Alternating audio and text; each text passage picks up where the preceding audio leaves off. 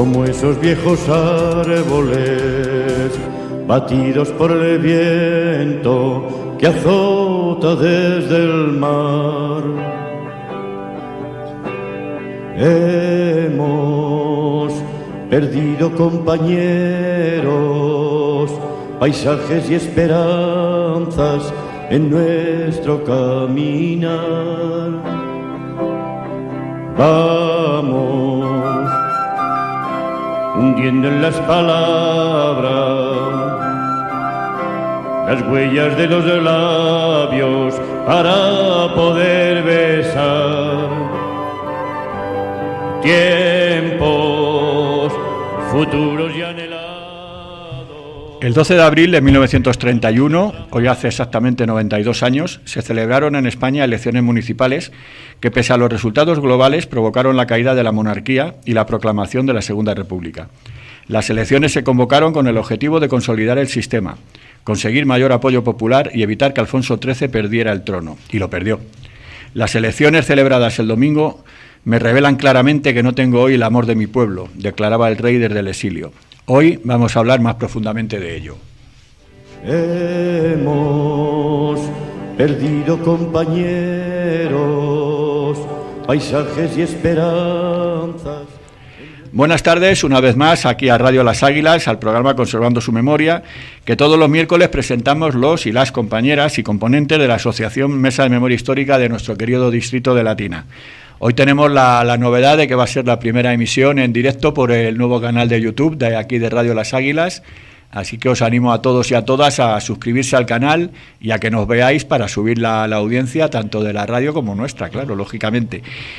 Hoy nos acompaña una vez más nuestro querido amigo Arturo Peinado, licenciado en Historia por la Universidad Autónoma de Madrid y presidente de la Federación Estatal de Foros por la Memoria. Buenas tardes, Arturo.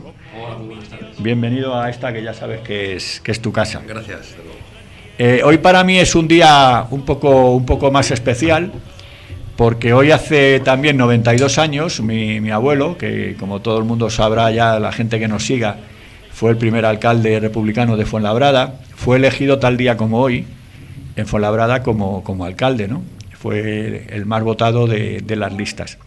Entonces para mí me supone pues un orgullo y satisfacción, como dice el emérito, y este programa yo particularmente se lo voy a dedicar a mi abuelo. El 12 de abril se eligieron cerca de 80.000 concejales y estos a su vez eligieron a los 8.943 alcaldes en los diferentes distritos que había en aquella época en España. La monarquía era un símbolo de decadencia y tanto republicanos como socialistas decidieron convertir las elecciones municipales en un verdadero plebiscito sobre la continuidad de la monarquía en España. Pero el 12 de abril es una fecha que ahora Pepe nos va a decir qué efemérides se cumplían tal día como hoy, 12 de abril. Buenas tardes, Pepe. Hola, buenas tardes. Vamos a empezar y dar unas cuantas pinceladas a estas efemérides. La primera, señalar pues la conquista de Constantinopla en el año 1204 por parte de la Cuarta Cruzada, por un quítame unas pajas sobre el precio del coste del transporte hasta Tierra Santa. Y bueno, pues decidieron pues cortar por lo sano, conquistar la ciudad. En 1609, antes de eso, un elemento importante para este país.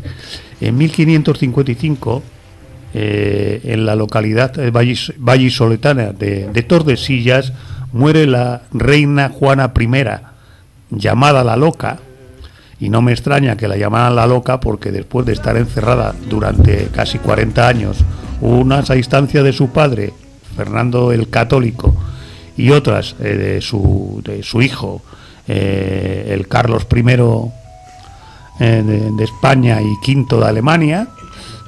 En fin, en 1609 este imperio español que se vislumbra con el Carlos I y V, pues empieza a fraguarse y debilitarse, y en 1609 los Países Bajos se independizan de la corona española tras el llamado Acuerdo de Amberes. En 1633, el astrónomo Galileo Galilei, ese que decía que la Tierra no estaba inmóvil, sino que la Tierra giraba alrededor del Sol, pues se tiene que enfrentar a la Inquisición por herejía, por decir estas cosas. Y bueno, pues el pobre hombre pues no termina quemado, pero bueno, termina confiscado en su casa hasta que muere. En 1779 se firma el Tratado de Aranjuez, por el que España interviene en la Guerra de Independencia de los Estados Unidos. En 1861 se inicia la Guerra Civil Norteamericana al atacar las fuerzas confederadas el fuerte Sumter. En 1870, otro hecho monárquico en este país, se celebra un consejo de guerra para juzgar al duque de Montpensier, que había matado en duelo a su primo, el infante don Enrique de Borbón, muy cerquita de aquí, en Carabanchel Alto. Ahí celebraron el duelo. Y bueno, pues no se sabe exactamente el sitio exacto, pero bueno, ahí es importante porque eran ambos aspirantes al trono. Y bueno, pues el trono se lo llevó el italiano, Amadeo de Saboya. En 1923, y esto lo resalto porque es importante para lo que posteriormente ocurrió, Alfonso XIII inaugura en Sevilla el aeródromo de Tablada, punto de referencia del traslado de fuerzas expedicionarias golpistas de África al inicio de la Guerra Civil. En 1931, ya ha señalado el compañero, pues las elecciones que se celebran en España, por las cuales pues hay 41 capitales de provincia con abrumadora mayoría de la coalición republicano-socialista, y que bueno, pues que aunque el número de concejales obtenidos globalmente monárquicos eran mayores, pero bueno, todo el mundo sabía que eso era ficticio, era puro caciquismo, y que la realidad es que todas las capitales de provincia mayoritariamente en este país tenían un porcentaje altísimo de población que estaban hartos de la monarquía. Y bueno, pues ocurrió lo que tenía que ocurrir. Cogió las maletas Alfonso XIII y se marchó. En 1945 muere el presidente Franklin Theodore Roosevelt, y es sucedido por Harry Truman a los meses antes de finiquitar la Segunda Guerra Mundial. Es importante este hecho porque bueno, probablemente muchos sucesos que ocurrieron a continuación después de esa Segunda Guerra Mundial con Theodore Roosevelt probablemente no hubieran ocurrido. En 1955 se declara segura y efectiva la vacuna contra la polio, desarrollada por el doctor Jonas Salk. Es importante porque en este país hay una epidemia de polio tremenda, que bueno, que está reflejado el hecho de que esa epidemia pues se produjo pues por una negligencia por parte del gobierno franquista de la época, por lo cual ese hecho está reflejado en la Ley de Memoria Democrática como un elemento a tener en cuenta. En 1961, Yuri Gagarin, cosmonauta soviético, se convierte en el primer hombre lanzado al espacio en la nave Vostok 1 al circundar por primera vez la Tierra. Pues muchos años más tarde, 20 años, en 1981 se celebra el primer vuelo con 2 tripulantes del transbordador espacial americano Columbia. En 1982, como ya dijimos en un programa anterior, los británicos inician sus acciones militares para recuperar nuevamente las Islas Malvinas, que 10 días antes habían sido ocupadas pues, por el ejército argentino. En 1985, un hecho peculiar y muy oculto en la memoria, que es que se produce un atentado en el restaurante El Descanso, en Madrid, en la salida de la Nacional 2, que se atribuye al yihadismo, que deja 18 muertos y 82 heridos. Y bueno, pues aunque se atribuye al yihadismo, hay muchas historias ocultas sobre esa historia. Entre ellos, pues de esos 18 muertos, algunos son muy peculiares. En 1999, la OTAN bombardea en la guerra de la ex Yugoslavia un tren de pasajeros en en Jablanica, Serbia, y además lanza bombas de racimo sobre la ciudad serbia de Nis. Esto es muy peculiar porque nunca se refiere la actuación de la OTAN. Ahora que estamos en una guerra, pues bueno, pues de esto no se toca nada. En el 2002 hay un golpe de Estado en Venezuela contra Hugo Chávez y el empresario Pedro Carmona asume la presidencia y disuelve todos los poderes públicos. Y en el 2007 hay un doble atentado a Al-Qaeda en Argel con más de 30 muertos y 200 heridos, tras inmolarse dos terroristas, uno en una comisaría y otro en el Parlamento argelino. Y ya en época muy cercana, en 2019,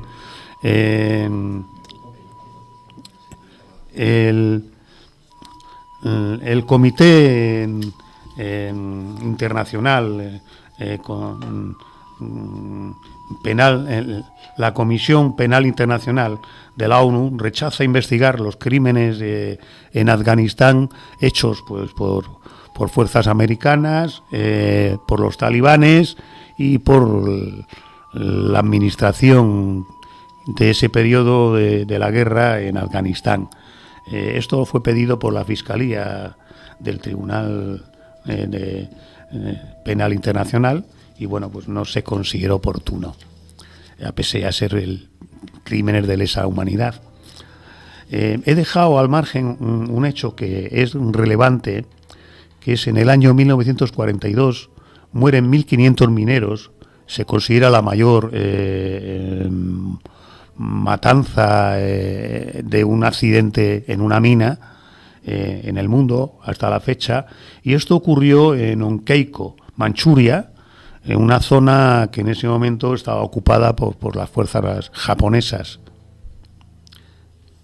Y con esto, pues bueno, pues pasamos al tema del día. Al tema que nos ocupa. Bueno, pues vamos a entrar en materia así directamente a bocajarro. Arturo? La primera le va a poner muy contento al facherío. Bueno, aquí hemos puesto la carta que escribió Alfonso XIII cuando se fue.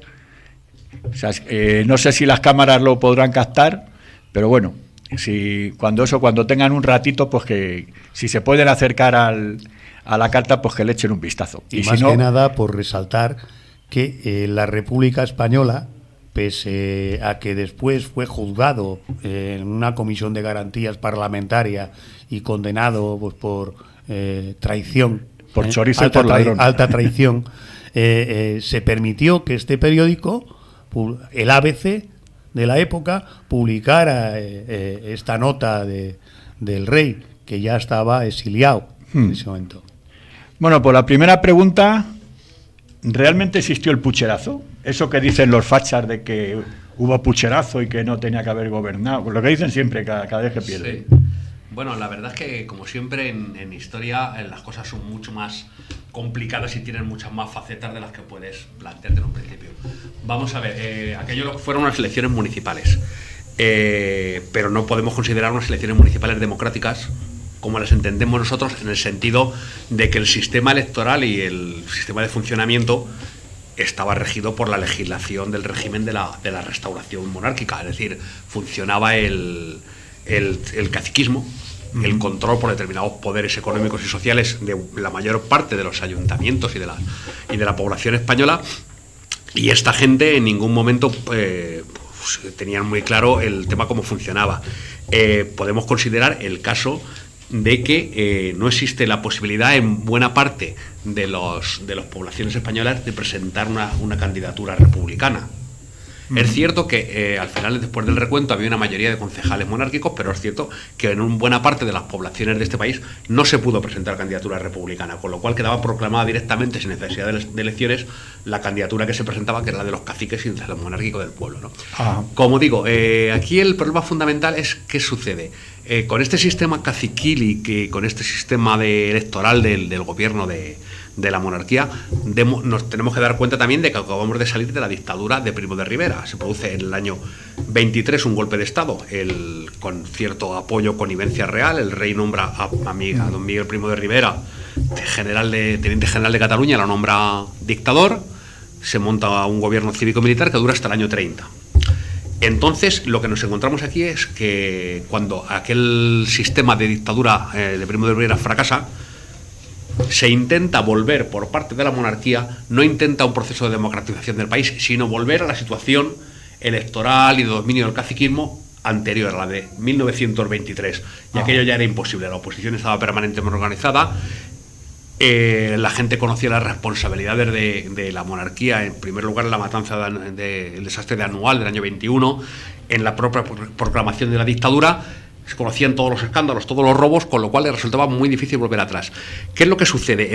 Las únicas zonas donde, durante el régimen de la Restauración, donde hay unas elecciones más o menos libres y abiertas, son las grandes ciudades. En las grandes ciudades, por eso, lo que pasa es que ellos también hacen una distribución de distritos electorales con lo cual están infrarrepresentadas las grandes ciudades en las elecciones generales, por ejemplo.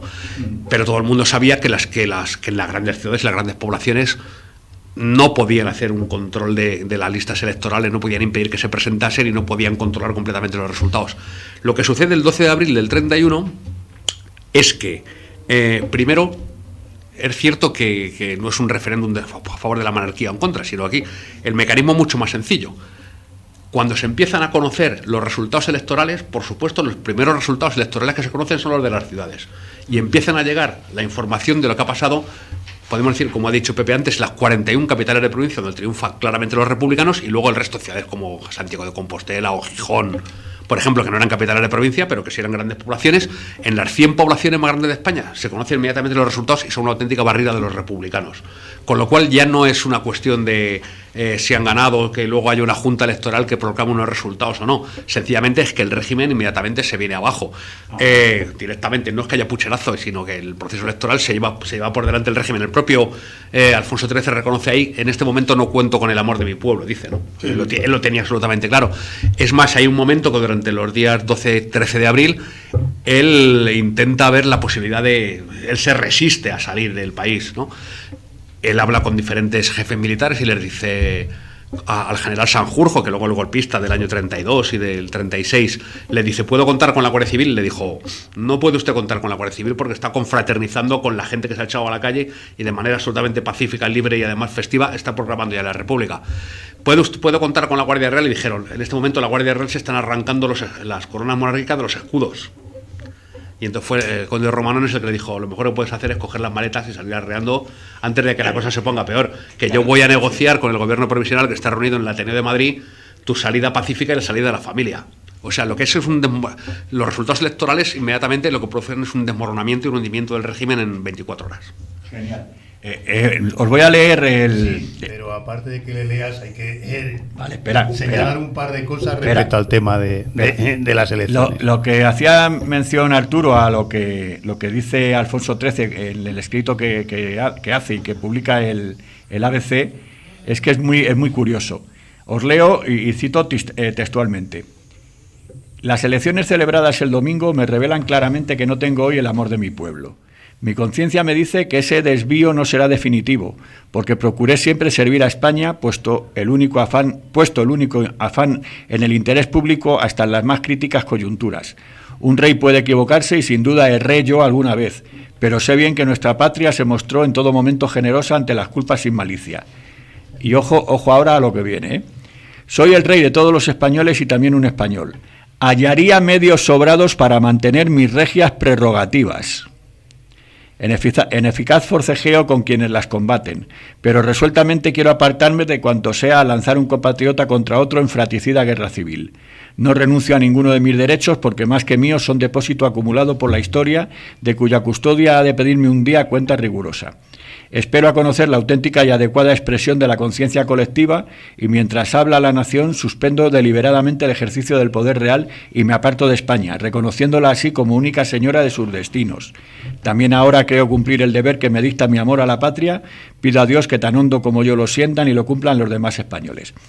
O sea, como ha dicho antes Arturo, el rey se pira, pero dice que hallaría medios sobrados para mantener sus regias prerrogativas.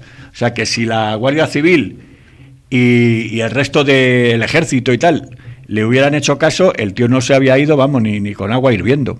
O sea, es curioso. Dinos, Pepe, ¿qué ibas a comentarnos? Sí, bueno, el tema es que esas elecciones municipales celebradas el 12 de abril de 1931 se basaban en un régimen electoral que era el de 1907 de la regencia. Entonces, este régimen electoral pues tenía cosas muy peculiares. Por ejemplo, las circunscripciones. Había circunscripciones innominadas. Se denominaban innominadas porque, bueno, tenían el nombre del señor que perpetuamente iba a ser, pues, el que saliera de esa circunscripción. El cacique, el cacique de turno. El cacique de turno. Por eso se denominaban, pues, burgos podridos, porque eso era en realidad lo que ocurría en gran parte del país agrario de entonces. Y el caso de las capitales de provincia o las ciudades con mayor número de 100.000 habitantes, pues no era así, no aparecía ese tipo de historias. Y lo que en definitiva ocurre, pese a todo, son los siguientes datos. El total de concejales que obtienen los monárquicos en esas elecciones son 40.324. La coalición republicano-socialista, 36.282. Esquerra Republicana, 3.219, con lo cual son equivalentes los concejales de ambos bloques. Y luego la diferencia está en que mientras hay 10 alcaldes de capitales de provincia monárquicos, hay 41 que son de la coalición republicano-socialista o de Esquerra. Esa es la diferencia abismal. ¿Cuáles son las capitales de provincia que nos hacemos referencia? Pues, por ejemplo, Barcelona tenía una población de 1.005.565 habitantes en 1930.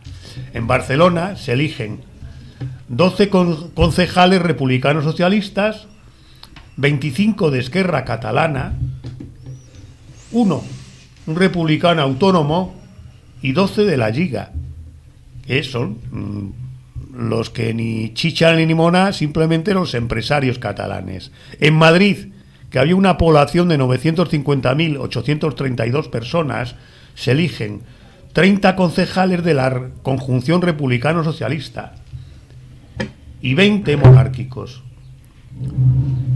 En Barcelona, ni un solo monárquico. En Valencia, que hay una población de 320.195 personas, se eligen 32 de la conjunción republicano-socialista y 18 monárquicos. En Sevilla hay 228.729 personas, eso es según los censos de 1930, y se eligen 32 republicanos socialistas y 16 de una conjunción monárquica. En Málaga, con 188.010 personas, se elige un miembro del Partido Comunista, el señor Bolívar, 32 de la conjunción republicano-socialista, un independiente y 14 monárquicos. En Zaragoza, con 173.987 habitantes, se eligen 32 concejales de la conjunción republicano-socialista y 15 monárquicos. En Bilbao, con 161.987 habitantes, se eligen 29 de la conjunción republicano-socialista y 14 del Partido Nacionalista Vasco y 3 monárquicos. Esa es la realidad de estas elecciones. Claro, yo me acuerdo cuando estuve recabando información y documentación de Fuenlabrada. En Fuenlabrada tuvieron que repetir las elecciones porque, claro, yo sigo pensando que hubo más pucherazo por parte de la derecha que de la izquierda debido al tema caciquil. Fuenlabrada, que es el caso que más conozco porque es el que más me atañe directamente, pasó eso. Mi abuelo se volvió a presentar en junio del 31, volvió a salir él el más votado, pero en número de concejales se igualó izquierda y derecha, y como explico en el libro, por un sorteo ganó la derecha la alcaldía, ¿no? Pero claro, realmente le quitaron la alcaldía a mi abuelo, porque se presentó el cacique del pueblo, y fue el que siguió de alcalde hasta las siguientes elecciones que le quitaron y tal, ¿no? Antes has dicho una cosa que me ha llamado la atención y era la siguiente pregunta que te tenía, ¿no? Sí, perdona una cuestión. Vale. Hay un artículo, que es el artículo 29 de la Ley Electoral de 1907, muy peculiar, que permitía el que directamente se consideraban alcaldes o concejales de los pueblos donde solamente se presentaba una candidatura, lo cual era una trampa para cubrir pues las movidas monárquicas. De tal forma que cuando llega el 23 de abril de 1933, porque las Cortes republicanas así lo deciden, hay 2.478 pueblos donde se obliga a elegir nuevamente concejales y alcaldes, porque se había producido este hecho que he hecho referencia anteriormente, en estos burgos que se consideraban podridos. Y ahí pues queda reflejado en esos pueblos lo que ocurre realmente, es decir, la mayoría republicana, claramente, y una minoría. Una puntualización solamente, no, un detallito, ¿no? Vamos a ver, yo creo que el tema del pucherazo está claro, pero además por una cuestión sencilla. Solamente quien tiene el control del Ministerio de la Gobernación y los gobernadores civiles puede manipular los resultados. Claro. Y los tenían los monárquicos. O sea, con lo cual no hay opciones grandes de andar dilucidando quién fue uno y quién otro, ¿no? Pero fijaos si era putrefacto y tendencioso el sistema electoral del régimen de la Restauración, que aparte de todas las manipulaciones que había, lo que llamaban las urnas preñadas, que ya llegaban llenas de papeletas, la gente con estacas en las filas de la gente que iban a votar, en las circunscripciones donde podía haber una cierta discusión entre los monárquicos y la oposición, ¿no? El sistema, por ejemplo, en elecciones generales no es como nosotros vivimos las elecciones generales en estos momentos. Es decir, se hace una votación, se elige un parlamento, el parlamento elige al gobierno y tal. No, allí era al revés. El rey cesaba al presidente del gobierno, el presidente del gobierno nombraba a otro, a quien quería él, normalmente a través de los acuerdos que hubo en el Pacto del Pardo por el turnismo después de la muerte de Alfonso XII entre Cánovas y Sagasta. Entonces, el rey nombra al presidente del gobierno, el presidente del gobierno nombra al ministro de la Gobernación, el ministro de la Gobernación nombra a los gobernadores civiles, los gobernadores civiles nombran a los alcaldes y luego se hacen las elecciones. Es decir, todo el proceso, ellos son los que manipulan todo el proceso. A partir de ahí se construye la mayoría parlamentaria que sustenta al gobierno, del presidente del gobierno que ha elegido el rey. Eso es cómo funciona, no es al revés, no como nosotros ahora. Claro. O sea, es que entonces se confirma más la teoría de que el pucherazo era más de la derecha. Obviamente. Claro. Sí, pero hay una cosa fundamental. No existía el sufragio universal, ni tan siquiera el masculino, que es lo que se aplica. Bueno, hay que recordar que las mujeres no votaban en esa época. Claro. Las mujeres empiezan a votar en las elecciones del año 33, después de haberla aprobado las Cortes republicanas, después de las elecciones, que son las primeras elecciones donde hay sufragio universal masculino, que no existía anteriormente, y que las circunscripciones electorales son totalmente diferentes, porque hay circunscripciones provinciales, y aparte de las circunscripciones provinciales, luego existen otras circunscripciones independientes en todas aquellas ciudades con mayor número de 100.000 habitantes. Entonces, la diferencia es abismal. El sistema se rompe por los cuatro costados y el sistema que había montado el conde de Romanones, pues se hunde. Total. ¿Por qué se toma como un referéndum monarquía-república? Hombre, pues vamos a ver.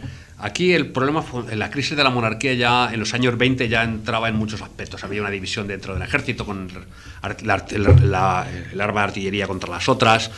Con el tema de la guerra de África había conflicto dentro del ejército, había un conflicto social amplísimo con el movimiento obrero, que con los derechos que no tenían reconocidos, prácticamente la guerra, por ejemplo, en Barcelona con la patronal. Había una bronca con los intelectuales, pero cuando todo estalla es cuando en 1921, como he comentado antes, se produce el desastre de Anual. El desastre de Anual se supone que mueren entre 9 y 11.000 soldados españoles.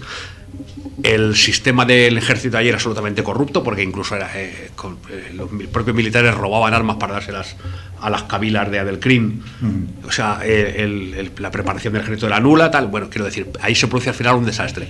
¿Qué es lo que sucede? Ante el escándalo mayúsculo que se produce en el país, se monta una comisión parlamentaria de investigación dirigida por un general, general Picasso, moderado, monárquico, pero moderado y una persona honesta. Cuando se empiezan a conocer cuáles van a ser los resultados de la comisión, es cuando se produce el golpe de Estado del 23.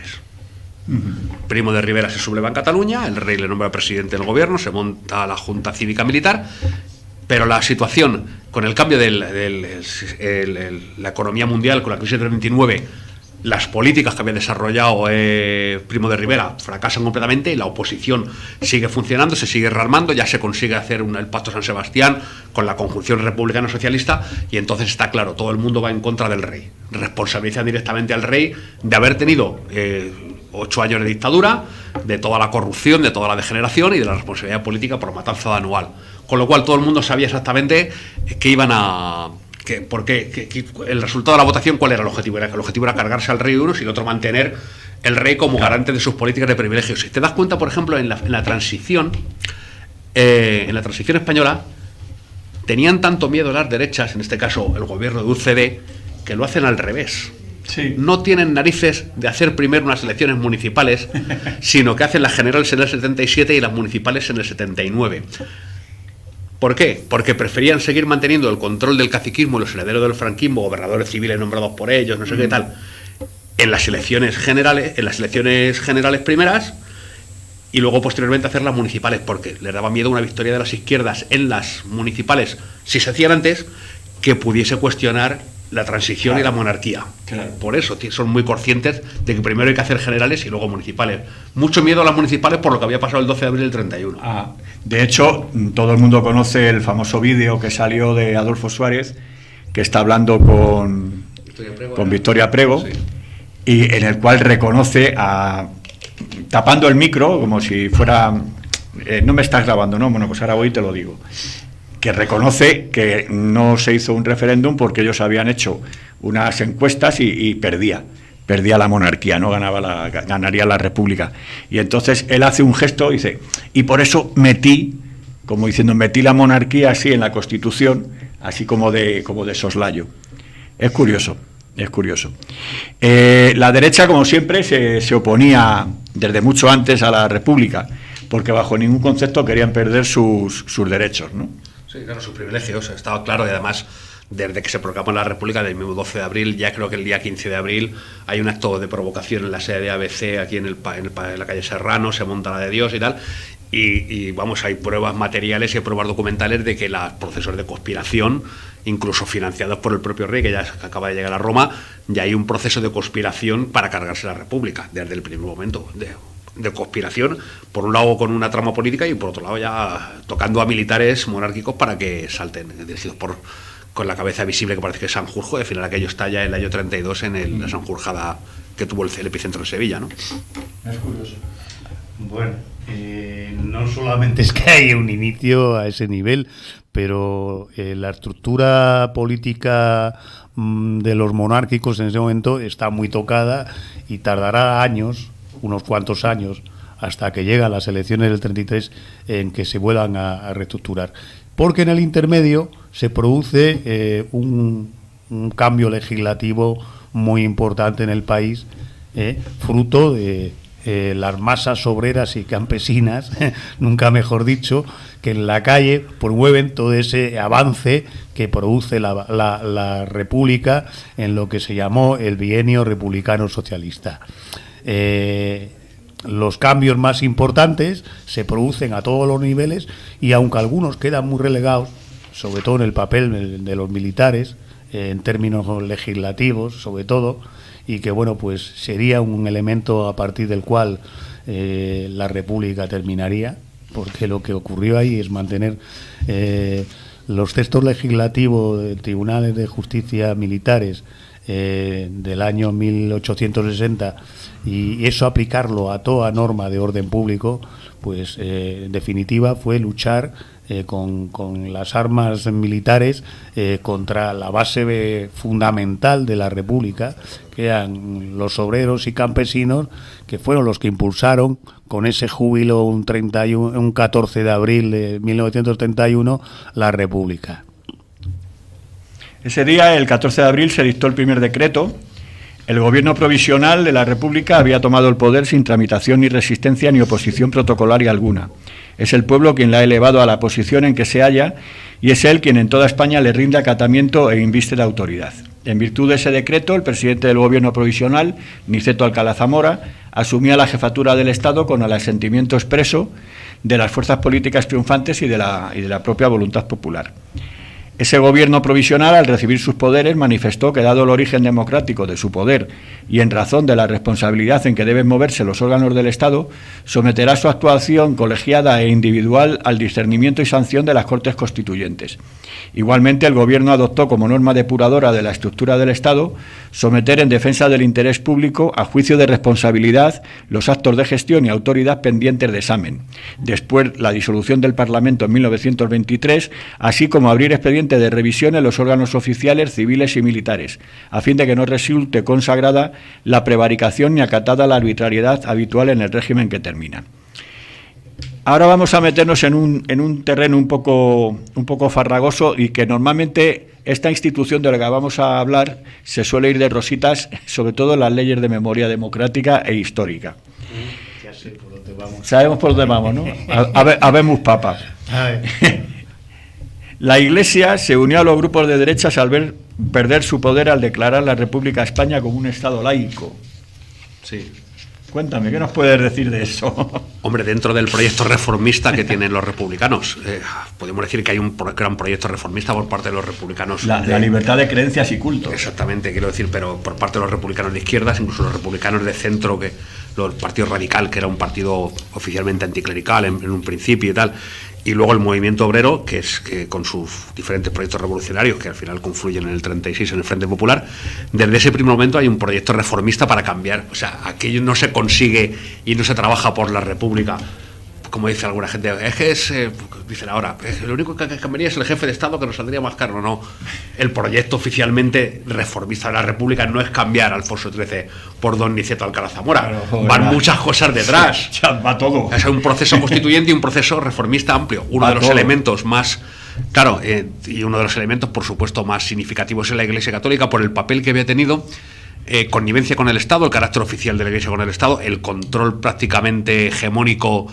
del sistema educativo, que estaba en unas condiciones además lamentables, porque buena parte de ello no llegaba a una parte importante de la población de analfabetismo, y además lo daban en unas condiciones absolutamente lamentables, porque enseñaban a rezar y a 4 cosas más. Eran un apoyo a la derecha para mantener la ignorancia de la gente. Luego había muchas peleas por la expresión religiosa, como digo, la participación de la Iglesia en las instituciones, que es una... Todavía seguimos en la pelea esa, porque no sé si habéis visto algunas imágenes de esta última Semana Santa, o sea que no estamos hablando de temas tan antiguos, ¿no? Imágenes bochornosas y vergonzantes que hemos visto en muchos sitios. Y bueno, por ejemplo, yo que sé, una de las peleas muy gordas fue el tema de los cementerios, el desacralizar los cementerios católicos que pertenecían fundamentalmente a las parroquias, ¿no? Entonces, la posibilidad no solamente de que hubiese cementerios civiles, sino el control civil por parte del Estado y por parte de las instituciones democráticas de buena parte de resortes de poder y que estaban en manos de la Iglesia Católica, ¿no? Ahora tenemos otros problemas como la financiación de la Iglesia Católica y su exención de impuestos, hay muchas más cosas todavía así, y un predominio importante en el sistema educativo, pero bueno, eso son herencias ahora del franquismo. Ahora en concordato de... Antes era porque sí, por palabra de Dios. Antes era porque el rey quería y ya estaba, y porque el rey era católico y tal. Y entonces bueno, sí. Yo voy a hacer unas cuantas precisiones. ¿Eso qué es la Biblia? Primero, ¿Qué te has traído? Estos son las leyes políticas de España republicana. Entonces voy a hacer referencia a esas leyes. Las primeras leyes que aparecen respecto al tema religioso es la libertad de cultos. Libertad de cultos ya en el mes de mayo de 1931, a las pocas semanas de constituirse el gobierno provisional. Y a continuación, pues una serie de decretos que van, primero, cortar la línea de financiación de la Iglesia. La línea de financiación de la Iglesia es que en todos los presupuestos, desde los concordatos, existía una partida destinada al clero. Esta partida destinada al clero era bastante voluminosa y bastante onerosa para el gobierno y para el Estado en general. Entonces, teniendo en cuenta que el Estado se declara laico, y se produce una separación efectiva a través de la Constitución entre la Iglesia y el Estado, evidentemente las confesiones religiosas que se declaran libres de culto, porque hay que decir que antes de la República no existía libertad de culto.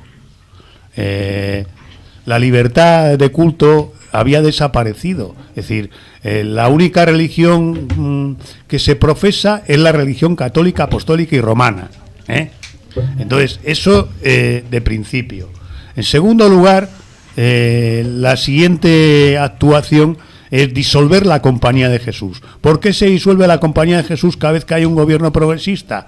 Porque la Compañía de Jesús tiene un voto más que el resto de las confesiones religiosas. Ese voto significa que su obediencia no está vinculada a los estados, sino al Vaticano y a sus generales de esa compañía. Entonces eso supone pues una afrenta para cualquier estado, porque se supone que no pueden ser súbditos de un estado. Ellos no tienen estado, su estado es la Compañía de Jesús. Entonces se disuelven y sus bienes pues son incautados. Y a continuación, en el año 30 y 33, aparece una cosa que voy a hacer referencia, que es la ley de congregaciones religiosas, muy novedosa, y me encanta leer, por ejemplo, el artículo 11 de esa ley. Esa ley realmente no se implementó adecuadamente en España, debido a los distintos gobiernos que hubo pues a partir del año 33 y después la guerra civil. Pero el artículo es muy concreto. Dice: pertenecen a la propiedad pública nacional los templos de toda clase y sus edificios anexos, los palacios episcopales y casas rectorales, con sus huertas, anexas o no, seminarios, monasterios y demás edificaciones destinadas al servicio del culto católico o de sus ministros. La misma condición tendrán los muebles, ornamentos, imágenes, cuadros, vasos, joyas, telas y demás objetos de esta clase instalados en aquellos y destinados expresa y permanentemente al culto católico, a su esplendor o a las necesidades relacionadas directamente con él. Las cosas y los derechos relativos a ellas, referido en el párrafo anterior, quedan bajo la salvaguarda jurídica de la nación a que pertenecen y sometidas a las reglas de los artículos siguientes. Esto significa que todos los bienes religiosos se entienden no como en la actualidad, que la Iglesia pues nos ha hecho una limpia de inmuebles que supera los 40.000 en muy pocos años, que se los ha quedado. Todo es propiedad nacional. Y lo que es el interior de los templos y tal, se pueden mantener utilizados por la Iglesia Católica, pero eso sigue siendo nacional, de tal forma que se requiere que cada párroco o cada obispo, cada responsable de una demarcación religiosa, que es obligatorio que las demarcaciones se comuniquen previamente al gobierno, entreguen un inventario de bienes, y cuando se mueran o cuando cambien, ese inventario de bienes se verifica, de tal forma que no pueda haber el choriceo que pues que ha habido pues a lo largo de los años del patrimonio nacional en el ámbito religioso. Esto es la base fundamental por la que la Iglesia Católica pues pasa a definir lo que ocurrió después como la cruzada. Ellos sí que hicieron una cruzada contra los españoles en este intervalo, y por eso hay una reacción popular que no es una reacción gubernamental, que la gubernamental está en las leyes, y en las leyes hay una protección. Pero eso sí, una cosa es la protección de que cada uno tenga el culto que quiera, y otra cosa que se requieran unas garantías. De tal forma que esto que vemos ahora, las procesiones, estas cosas, en la época republicana, primero, ningún responsable político, fuera del nivel que fuera, podía intervenir como tal en un marco religioso. Podía, evidentemente, pues tener el culto que le entendiera personalmente, pero como tal representante no podía figurar ni en una catedral, ni en una iglesia, ni estas cosas, en un lugar preferente, como ha ocurrido, pues como todos sabemos, y sigue ocurriendo. En segundo lugar, las manifestaciones de carácter religioso eran manifestaciones que se hacían en los templos o en el ámbito privado. Si se hacían en otro ámbito, requerían, como cualquier otra manifestación pública, una autorización gubernativa. Y eso, pues bueno, pues lleva a cosas tan peculiares que de vez en cuando podéis ver una película que en la cadena religiosa de televisión, la 13, la ponen perpetuamente, de algo semejante a lo que nos pasó a nosotros, que se llama la Revolución Cristalda. La Revolución Cristalda fue una guerra civil entre el año 29 y el año 31, por parte de fuerzas religiosas amparadas por militares contra el gobierno legítimo de la República de México. Y el objeto de esa historia era reclamar esto de lo que estábamos hablando, es decir, el que no hubiera una separación entre la Iglesia y el Estado. Muy bien, no te aplaudo porque estamos en directo. Bueno, damos la bienvenida a nuestra compañera Nieves. Buenas tardes. Que ha venido de trabajar y hemos dejado expresamente el tema de la mujer, sí, porque nos tiene preparada una sorpresa a Nieves, no la voy a decir ahora. Y ya que Pepe ha sacado el tema del año 33, en el año 33 es cuando la mujer por fin ya puede votar. Sí. Puede votar. ¿Qué nos puedes contar de eso, Arturo? Y luego ya pasamos a Nieves. Bueno, pues se produjo un fuerte debate parlamentario en las Cortes, en el Parlamento republicano, sobre la posibilidad de que las mujeres accediesen al sufragio, incluyendo el sufragio universal, que hasta entonces estaba limitado a los hombres. Hay un sector por parte de mujeres, de partidos republicanos y del Partido Socialista y tal, y eso, que incluyendo algunas diputadas como Margarita Nelgen o tal, que son opuestas en principio al voto femenino, frente a la posición a favor, fundamentada principalmente por Clara Campoamor, donde con el argumento principal es el nivel de analfabetismo en aquel momento entre las mujeres y el nivel de control social y de control ideológico por parte de la Iglesia era tan fuerte, consideraban, no jugamos el futuro de la República, porque si las mujeres acceden al voto sin que las hayamos preparado dentro de la vida republicana y hayan adquirido los valores cívicos sociales de la República, si vamos a un proceso electoral, pues probablemente su voto sea manipulado y nos cueste el futuro de la República. En parte, el resultado de las elecciones del 33, donde le ganaron las derechas, pues da una cierta parte de razón, pero era una cuestión de principios y hay dirigentes republicanos que apoyaron el discurso, por supuesto, de Clara Campoamor desde la propia perspectiva de los principios. No se podía negar el derecho al voto a una parte, quizás no sé, serían por lo menos el 50% de la población española. Pues nos has desvelado la sorpresa. Bueno. sin querer. No, está muy bien como introducción. A ver, en esta nuestra asociación Mesa de Memoria Histórica nos gusta en los programas ponernos un poco las gafas de género, ¿no? Y hablar del papel de las mujeres en los diferentes temas que vamos abordando. Y en este caso, pues efectivamente vamos a hablar de Clara Campoamor, que ha sido una figura muy olvidada durante mucho tiempo, a la que las mujeres en este país, incluso en el mundo, como referente, debemos el sufragio universal, ¿no? Cuando las mujeres votan. También es importante el voto femenino, porque una democracia, hay muchos autores que dicen que se mide en la participación también de las mujeres, ¿no? En esos momentos electorales. Entonces, yo buscando información sobre Clara Campoamor, me ha llamado la atención porque es una mujer que estudió muy mayor la carrera de Derecho y ejerció ya mayor, se quedó huérfano muy pronto, cosía para poder aportar en la economía doméstica, y esta mujer ejerció en un mundo básicamente masculino.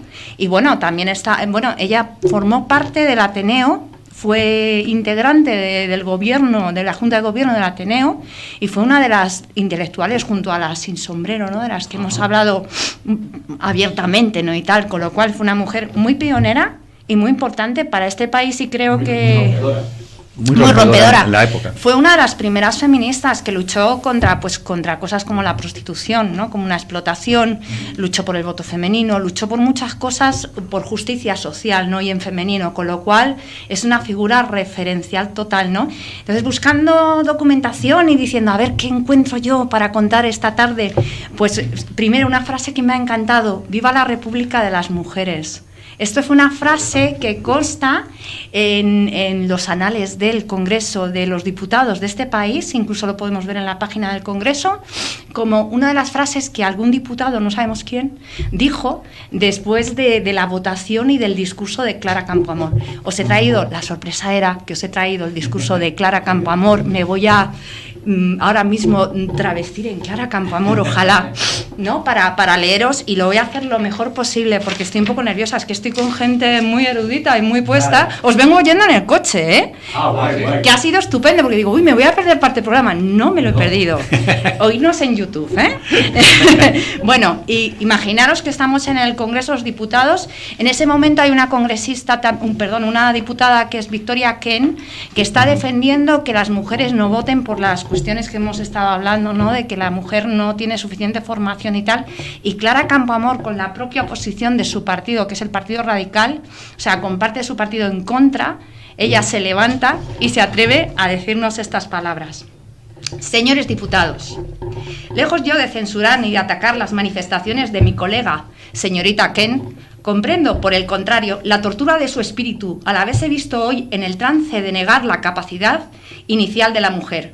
Creo que por su pensamiento ha debido de pasar en alguna forma la amarga frase de Anatole France cuando nos habla de aquellos socialistas que, forzados por la necesidad, iban al Parlamento a legislar contra los suyos. Respecto a la serie de afirmaciones que se han hecho esta tarde contra el voto de la mujer, he de decir, con toda la consideración necesaria, que no están apoyadas en la realidad. Tomemos al azar alguna de ellas. Que cuando las mujeres se han levantado para protestar de la guerra de Marruecos, primero, ¿y por qué no los hombres? Segundo, ¿quién protestó y se levantó en Zaragoza cuando la guerra de Cuba más que las mujeres? ¿Quién nutrió la manifestación pro responsabilidades del Ateneo con motivo del desastre anual más que las mujeres que iban en mayor número que los hombres? Las mujeres. ¿Cómo puede decirse que cuando las mujeres dan señales de vida por la República se les concederá como premio el derecho a votar? ¿Es que no han luchado las mujeres por la República? ¿Es que al hablar con elogio de las mujeres obreras y de las mujeres universitarias no está cantando su capacidad? Además, al hablar de las mujeres obreras y universitarias, ¿se va a ignorar a todas las que no pertenecen a una clase ni a la otra? ¿No sufren estas las consecuencias de la legislación? ¿No pagan los impuestos para sostener al Estado en la misma forma que las otras y que los varones? ¿No refluyen sobre ellas toda la consecuencia de la legislación que se elabora aquí para los dos sexos, pero solamente dirigida y matizada por uno? ¿Cómo puede decirse que la mujer no ha luchado y que necesita una época, largos años de república para demostrar su capacidad? ¿Y por qué no los hombres? ¿Por qué el hombre, el advenimiento de la república, ha de tener sus derechos y han de ponerse en un lazareto los de la mujer? Pero además, señores diputados, los que votasteis por la república y a quienes os votaron los republicanos, meditad un poco y decid si habéis votado solos, si os votaron solo los hombres. ¿Ha estado ausente del voto la mujer? Pues entonces, si afirmáis que la mujer no influye para nada en la vida política del hombre, estáis, fijaos bien, afirmando su personalidad repulsa, afirmando la resistencia a acatarlos.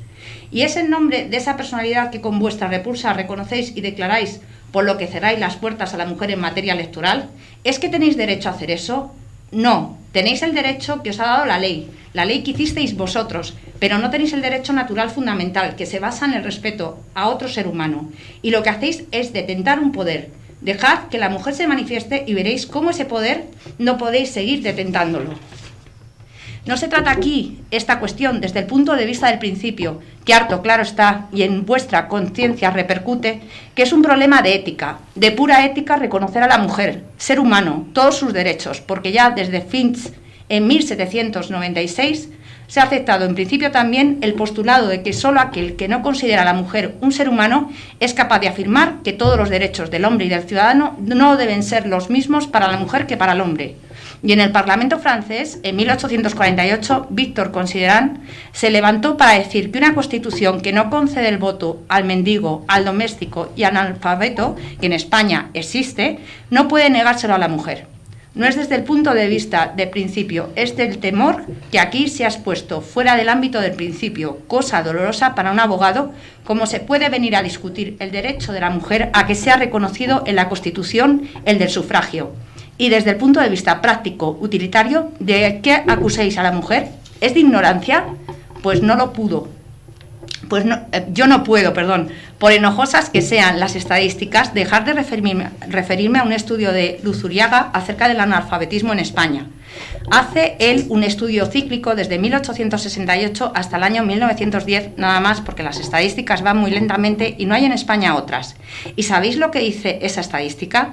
Pues dice que tomando los números globales en el ciclo de 1860 a 1910 se observa que mientras el número total de analfabetos varones, lejos de disminuir, ha aumentado en 73.082. La mujer analfabeta ha disminuido en 48.098. Y refiriéndose a la proporcionalidad del analfabetismo en la población global, la disminución en los valores es solo del 12,7%, en tanto que las hembras es del 22%. Esto quiere decir simplemente que la disminución del analfabetismo es más rápida en las mujeres que en los hombres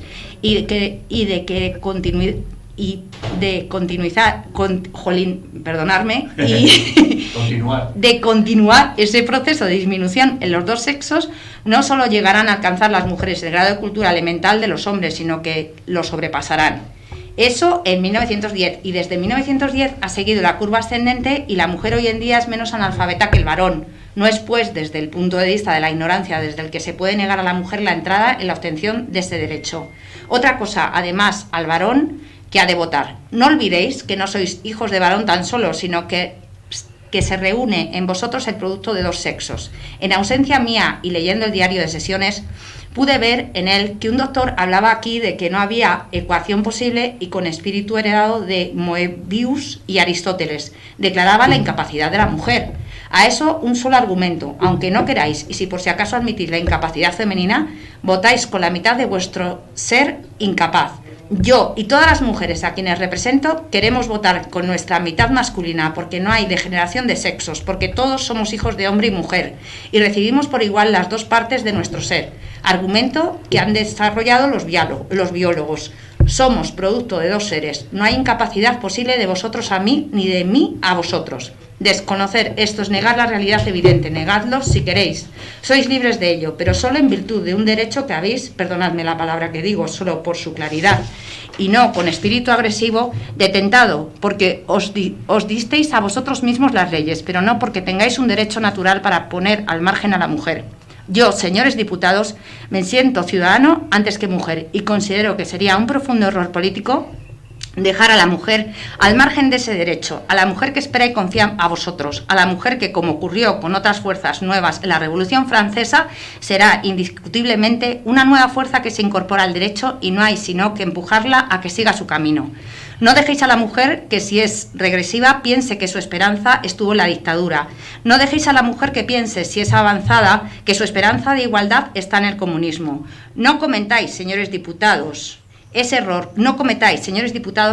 político de gravísimas consecuencias. Salváis a la República, ayudáis a la República atrayéndoos y sumándoos esa fuerza que espera ansiosa al momento de su redención. Cada uno habla en virtud de su experiencia y yo os hablo en nombre de la mía propia. Yo soy diputado por la provincia de Madrid.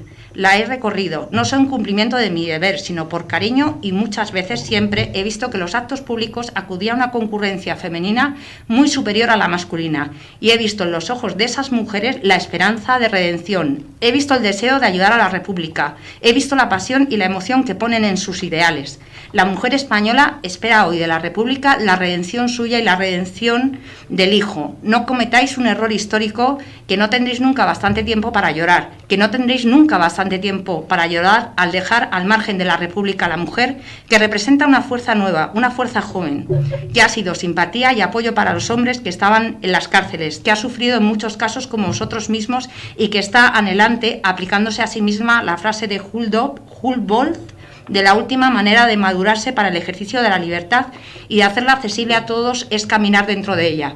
Señores diputados, he pronunciado mis últimas palabras en este debate. Perdonadme si os molesté. Considero que es mi convicción la que habla, que ante un ideal lo defendería hasta la muerte, que pondría, como dije ayer, la cabeza y el corazón en el platillo de la balanza de igual modo. Breno colocó su espada para que se inclinara en favor del voto de la mujer y que además sigo pensando, y no por vanidad, sino por íntima convicción, que nadie como yo sirve en estos momentos a la República Española. Genial. No he podido Genial. evitarlo. Os he hecho la charla, Genial. pero es que me Bueno. parece súper importante que la gente joven que esté escuchando este programa oiga estas frases que son tan antiguas, ¿no? Que hace tantísimo tiempo, pero que son de una fuerza actualmente y que tienen un significado tan importante para que hayamos llegado a este punto de que las mujeres podamos participar. Lo que nos queda, faltan muchas claras campoamores, ¿no? Para poder hacer cosas mejores. Bueno, pese a las reticencias de algunos, el gobierno republicano socialista dictaminó un amplio conjunto de leyes que amparaban los derechos políticos y civiles de las mujeres y su incorporación en la vida política. Entre ellas el sufragio universal, al que hacíamos referencia en la anterior mención del debate, y el principio de igualdad de género. Por primera vez, las mujeres españolas eran ciudadanas de pleno derecho. La República empujó a la mujer a tener y a buscar una presencia autónoma y no subordinada en la esfera pública. La llevó a buscar y a lograr un trabajo asalariado con el que poder subsistir autónomamente y trató de inculcar la igualdad desde la educación. Una educación que en el ámbito estatal es pública, laica y gratuita. Y eso no quita que la Iglesia tenía sus centros y se podía, pero sí, la educación pública, que era obligatoria, estatal y laica y gratuita. Además, la Constitución recogía que el matrimonio se funda en la igualdad de derechos para ambos sexos. De esta manera, la Carta Magna introducía el nuevo principio de la igualdad en la familia. También cabe destacar que se reguló la igualdad de trato entre hijos nacidos dentro o fuera del matrimonio y se otorgó el derecho a la investigación de la paternidad.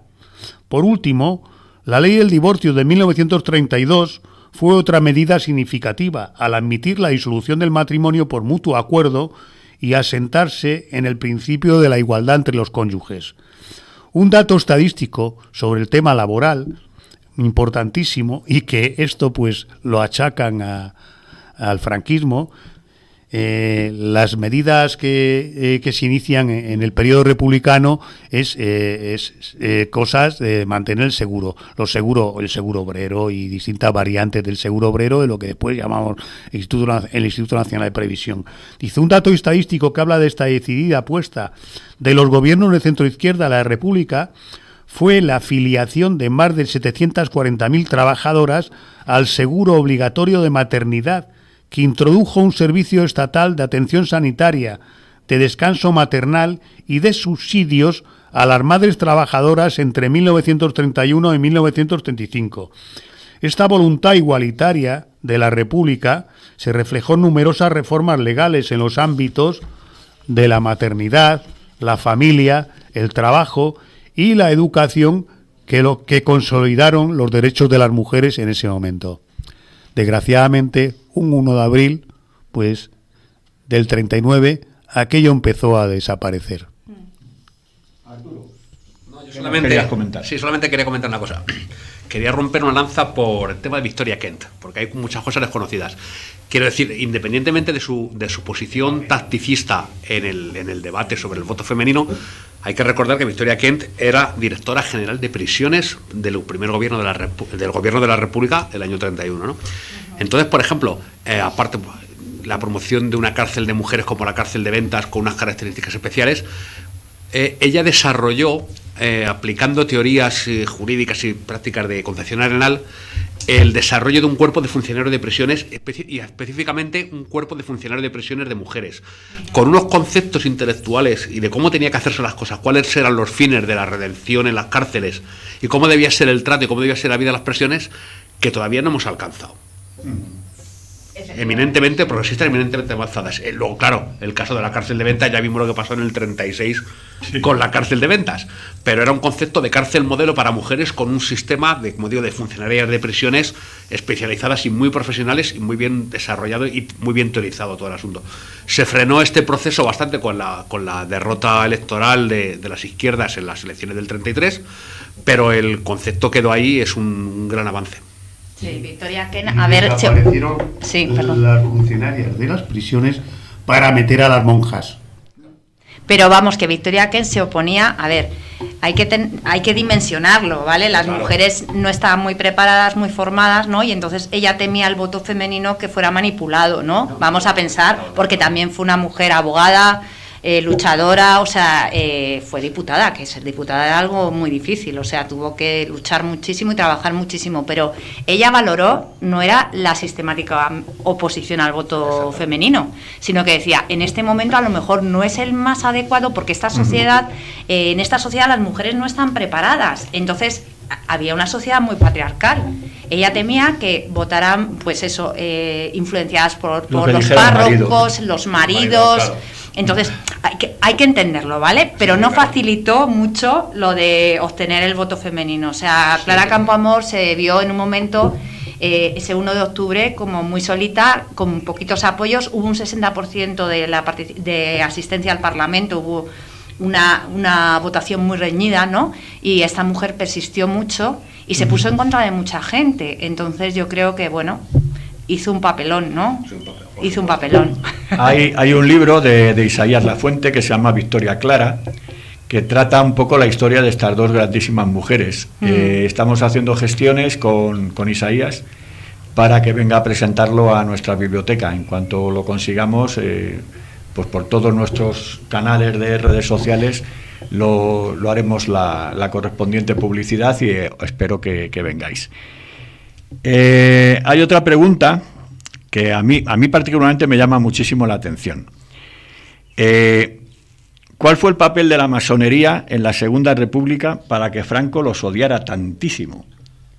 Bueno, el papel de la masonería se supone que buena parte de los dirigentes, o una parte importante de los dirigentes republicanos, fundamentalmente en el primer bienio, eran masones.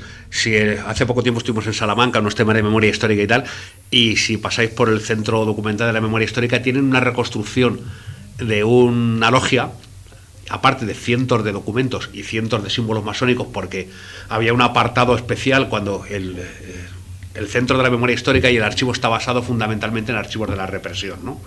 Fundamentalmente, que luego se han convertido en archivo histórico. Hay una parte importante de elementos masónicos, entonces están ahí expuestos y, como digo, hay una reconstrucción de una logia masónica que se hizo después. Hombre, yo creo que aparte de inspirar el tema como digo, de buena parte ideológicamente a buena parte de los dirigentes republicanos, siempre ha habido el tema del cierto secretismo de la masonería, con algunas lecturas por ahí que leía Franco y tal, y fundamentalmente era un tema bastante personal en él, ¿no? Se consideraba, si incluso se ha comentado en algún documento, se ha intentado averiguar su padre que su padre era masón y que él había intentado entrar a la masonería y que le habían echado. Ahí, exactamente, entonces hay unos temas. No está muy claro que lo intentara. Hay una rencilla personal ahí dura con la masonería. Sí es verdad que los militares en ese periodo, pues la mayoría entraban en logias masónicas. Pero ojo, las logias masónicas tenían distintos niveles de compromiso y distintas. No todas las logias eran iguales. De hecho, bueno, aquí hemos hablado de la P2. La logia P2, que es una logia que, bueno, pues está vinculada a las historias más chungas en la actualidad, y el Banco Vaticano, el Banco Ambrosiano. O sea, que cuidado con el termo de los masones. Los masones no eran todos iguales. No, simplemente digo eso, que parece ser que aquí hay una cuestión de rencilla personal, odio personal hacia la masonería por parte del propio Franco. Como dice él, su padre había sido notorio masón.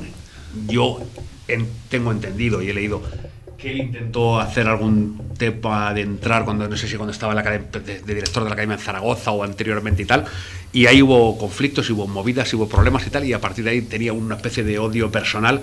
Además, había en todos los temas de los cuarteles llegaban determinadas revistas en los cuartos de banderas. Durante los años 30 llegaban revistas financiadas por alguna gente y algunas eran decididamente antijudías, antimasónicas. Sí, y él estaba abonado. A todo el tema. Sí. Mola y él fundamentalmente eran lectores de toda aquella bazofia, ¿no? Y lo tenían encima. Eso fue Primo de Rivera, que abonó a todos estos a esa internacional que era una internacional antijudía, antimasónica y anticomunista, que bueno, pues editaba un boletín, y ese boletín pues lo utilizan los más reaccionarios de la policía, Martínez Anido, por ejemplo, que fue una de las personas más, y un porcentaje altísimo de militares, entre ellos Mola, el propio Franco.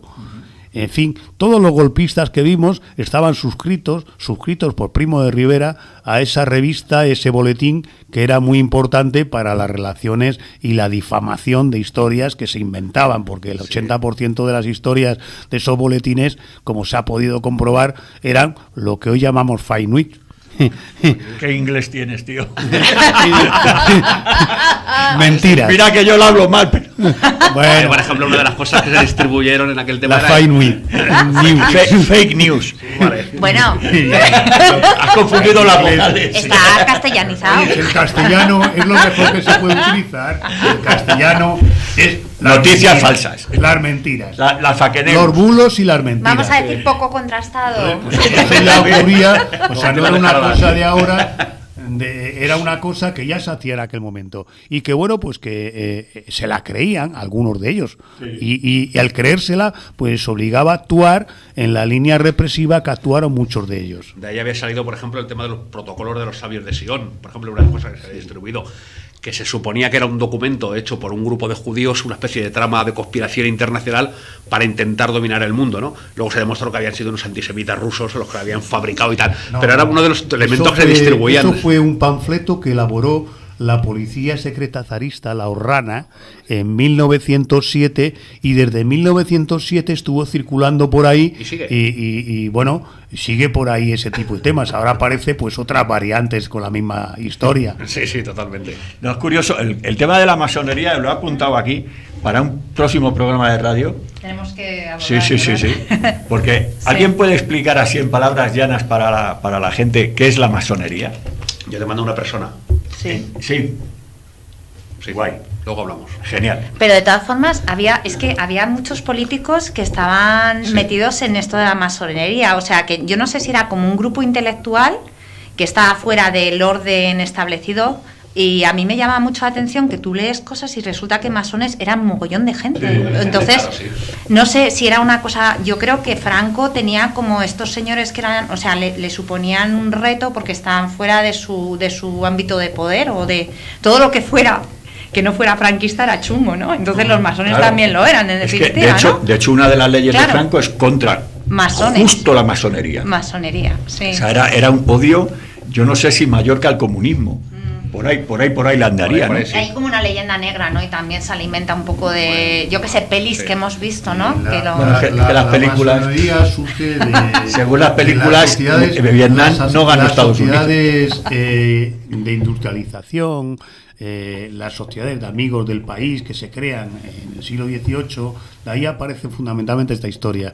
Entonces las ideas de progreso se funden en sociedades que tienen que ser clandestinas, porque el poder de la Iglesia en los estados de siempre, no solamente en lo que hemos vivido y seguimos viviendo ahora, pues era tremendo. Y entonces, de lo que tenía que ocultarse era de la Iglesia, porque antes hemos hablado de Galileo Galilei, pero Galileo Galilei no lo quemaron, pero oiga, que la Inquisición en este país está Estuvo ahí, funcionando hasta cerca de 200 años. Se salvó porque no era muy cabezón. Entonces, es lógico que se plantearan, y era una forma además de reconocimiento mutuo a nivel internacional entre ellos, a través de las fórmulas de las logias masónicas, para establecer relaciones y vínculos fuera del marco propio de la nación, que entonces pues el siglo XVIII y el XIX es el flujo del nacionalismo, y eso pues evidentemente es algo que iba en contra de los conceptos de las logias masónicas. Entonces no tienen nada de peculiar, o sea, tienen sus ritos, son ritos que en muchos casos pues recogen pues tradiciones antiguas indostánicas o inclusive egipcias, pero que no son ni más ni menos que el ritual, igual que tiene el ritual la Iglesia Católica o cualquier otras historias semejantes. Es decir, son rituales, pero en definitiva el objeto era hacer progresos pero progresos que en muchos casos eran progresos personales, porque gracias a esos vínculos muchos de ellos progresaban personalmente. Por ejemplo, nos cuenta el caso, por ejemplo, en Inglaterra, que el gran maestre era el marido de la reina Isabel. O sea, el reconocimiento oficial de la masonería como un club de caballeros de alto nivel, donde con relaciones y de funcionamiento y tal, eso es una cosa absolutamente normalizada. Me supongo que porque la Iglesia Católica ha tenido en los últimos siglos poco que tocar desde Enrique VIII, ¿no? Pero sí es cierto, el que murió el duque de Edimburgo era el gran maestre de la... ¿Tendría, ahora que dices eso, masónica, sí, ¿tendría algo que ver el tema del Opus Dei con el tema de la masonería, el oponerse a ese odio atroz? No, el Opus Dei es un equivalente a lo que sería la Compañía de Jesús en otro ámbito. Es decir, la Iglesia tiene muchas... ¿Influyó en ese odio a la masonería? No tiene nada que ver. Lo vería como... lo vería como un peligro, un contrapoder a ellos, claro, o algo. Hombre, evidentemente... Por eso digo que a lo mejor pero en el periodo que estamos hablando, la incidencia que pudo tener pues es muy relativa. Sí, de hecho, no me refiero al Opus, me refiero a la masonería. Vale. Es evidente que había generales, que había pues políticos, que había intelectuales que formaban parte de logias masónicas. Es evidente porque eso fue lo primero que hicieron, utilizar los archivos de la logia masónica, y les aplicaban pues el tema cuando los pillaban pues al matarile inmediato. Entonces, al margen de eso, lo que realmente tenemos aquí detrás son movimientos sociales. Los movimientos sociales son los que impulsaron todo el periodo republicano, y los avances vienen de ahí. Y cuando hay una desafección porque se considera que la República pues no responde a las expectativas de aquellos que son su base, las bases populares, obreras y campesinas, pues es cuando se produce una situación como la del gobierno de derecha en el año 33. Y a continuación es la reacción cuando se dan por perdido lo que se tenía y se inician pues acciones como por ejemplo la Revolución Asturiana, que no es una cosa que se circunscriba solamente a Asturias, sino hay un montón de ciudades del país donde hay una reacción contra algo que en ese momento se consideraba similar a lo que estaba ocurriendo en Austria y otros países donde fuerzas fascistas o equivalentes, en este caso la CEDA, pues estaban machacando las organizaciones obreras y campesinas. Es así. Entonces, como una reacción de defensa se produce esta revolución, que duró desgraciadamente muy poco y no tuvo éxito, pero no solamente en Asturias, en un montón de ciudades. ¿Alguna cosa más que comentar? No, sobre ese tema yo creo que tenemos un conocimiento limitado de la masonería por sus propias características de secretismo y de privacidad, ¿no? A mí el tema de la masonería es un tema que me gusta, precisamente por ese desconocimiento, ¿no?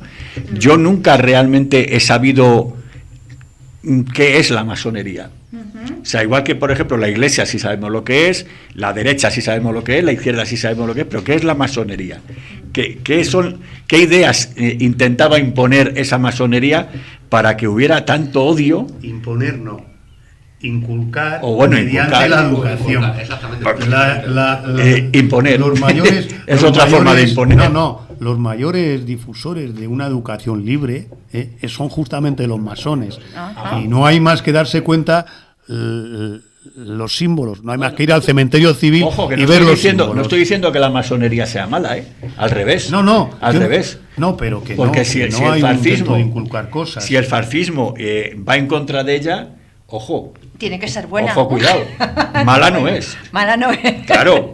Sí, porque si fuera buena, para el fascismo no se habían cargado a todos. Exactamente.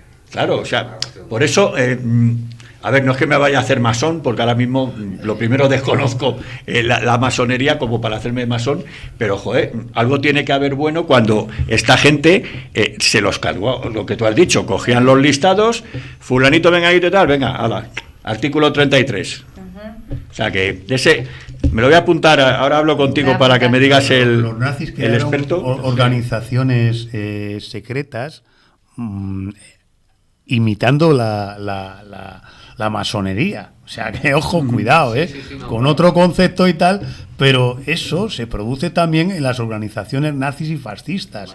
De hecho, pero hacia su lado. O sea, hombre, claro, por eso digo que cuidado, que todos los masones no eran iguales. Ya. No tenían los mismos conceptos, Eso unos es. eran más progresistas, otros menos no. progresistas. El general Cabanellas, Algunos de ellos eran muy que no era conservadores, Claro.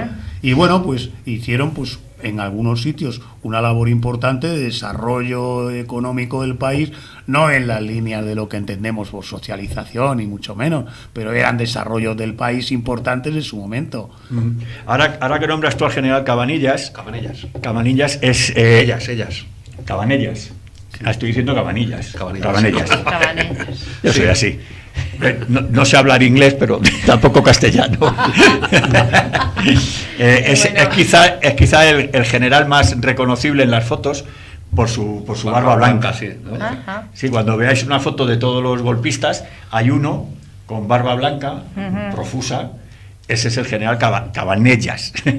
Y cuentan las historias que no fue elegido precisamente por masón, como futurible generalísimo. En principio fue elegido, era el de mayor edad, era el capitán general Claro. de Zaragoza en el 36, y era el de mayor edad hasta que Franco fue cogiendo los resortes del poder. Pero yo creo que yo creo que ni siquiera llegó a acabar la guerra, moriría en el año 37 por ahí. ¿Moriría de alguna forma? De muerte natural, no. ¿Seguro? Era no sé. Rita Barberá también murió de muerte natural. Bueno, Pero me tenía casi 80 A años, yo Franco creo. no le gustaban los aviones, Sí. porque casualmente, pues todos los que podían ser rivales murieron en accidentes, incluido su hermano, Sí.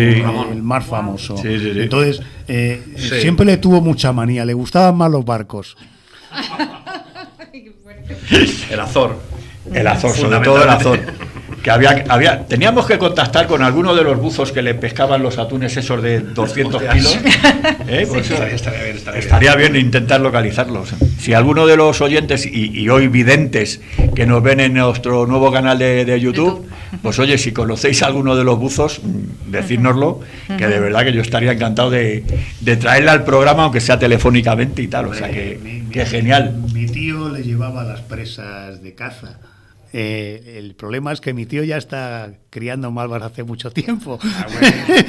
Pero vamos, era uno de los que le llevaba las piezas de caza para que no tuviera problemas de vista a la hora de disparar.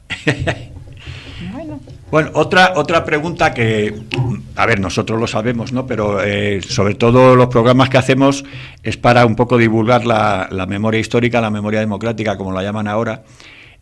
Para que la gente que nos oiga y ahora, repito, ya que nos vea, pues puedan tener un poco amplitud de miras, ¿no? Habría que explicar a la gente la diferencia que había entre los gobiernos de la derecha republicana y la izquierda republicana. Bueno, pues fundamentalmente la diferencia está clara. El año 31, con las elecciones, llega un gobierno de republicano socialista que es reformista, avanzado, con la presión, como ha dicho Pepe, del movimiento obrero, que tiene unos proyectos más radicales, pero están ahí y tienen un proyecto reformista que afecta el tema de la mujer, el tema de la educación, el tema de Laro Caballero en el Ministerio de Trabajo, con una legislación laboral enormemente avanzada, la legislación de obras públicas de Indalecio Prieto en el propio Ministerio, las 8 horas, por ejemplo, las 8 horas. Es muy avanzado. Entonces, es cierto que buena parte de los trabajadores se consideran, y de los sectores, incluso buena parte del Partido Socialista, se sienten defraudados con los resultados del gobierno, y su absentismo y el absentismo, por ejemplo, de la principal organización de masas de la época, que era la anarcosindicalista, la Confederación Nacional del Trabajo, propician el triunfo de la derecha en las elecciones del 33, un gobierno, podemos decir, de la CEDA, un equivalente al Partido Popular, una coalición de fuerzas políticas desde Acción Popular, más fuerzas regionales constituyen la Confederación de Derechas Española de Derechas Autónomas, más el Partido Radical, que es el partido de centro, y se forma un gobierno de centro-derecha. El objetivo está claro, o sea, esta gente, por ejemplo, la CEDA no se define directamente como republicanos, se define como accidentalistas. Es decir, en este momento no somos capaces de volver a la monarquía, pero no vamos a entrar en eso. Nosotros vamos a dedicarnos a lo nuestro, que es A ramplar. Aparte de robar, porque les pillaron en todas, fundamentalmente al Partido Radical le pillaron en todos los pufos. De ahí viene la palabra extraperlo, que es el hijo del ¿cómo se llama? De Alejandro Lerroux, que era el sobrino y tal, estaban metidos en el tema. Pero fundamental, la leche. Seguida hablando de otra cosa. Pepe, venga. Vamos a ver, el tema es muy simple. Igual que los avances de la República a partir del 1 de abril, ya inspectores y victoriosos desaparecen, si alguien quiere saber realmente lo bueno que hizo la República, no tiene más que coger los boletines del año 39 y del año 40 y ver una tras otra las leyes que aparecen derogando lo anterior. Aparece, por ejemplo, pues la devolución de los bienes incautados a la corona. Aparece, por ejemplo, inmediatamente todo lo que hemos hecho referencia a la mujer. Y aparecen, sobre todo, una cosa muy importante.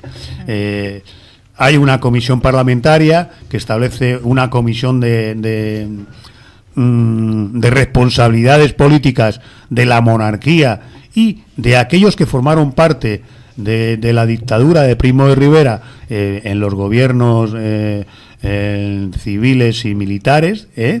Entonces, esas responsabilidades que son fundamentalmente políticas, pues se les aplica a estas personas y eso implica pues que se les extraña, es decir, se les echa del país.